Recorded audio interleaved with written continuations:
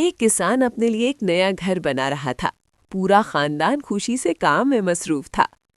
تب ایک چڑیا آئی اور چہچہا کر بولی، مجھے بھی اپنے گھر میں جگہ دو، میں بھی یہاں گھونسلہ بناؤں گی۔ بڑے بھائی نے کہا، پاگل ہو گئے ہو؟ چڑیا گھر میں گھونسلہ بنائے گی تو بربادی آئے گی۔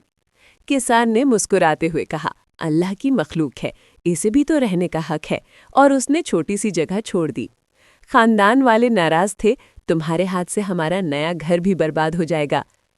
چڑیا نے خوشی سے گھونسلہ بنانا شروع کر دیا۔ کسان چپکے سے اس کا تماشا دیکھتا۔ ایک رات اچانک چڑیا نے زور زور سے چہچہانا شروع کیا اور کسان کی کھڑکی کو چون سے مارنے لگی۔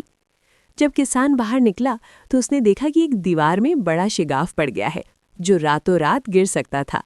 چڑیا کی خبردار کرنے کی وجہ سے پورا خاندان بروقت بچ گیا اور اس نے دیوار کو مضبوط کر لیا۔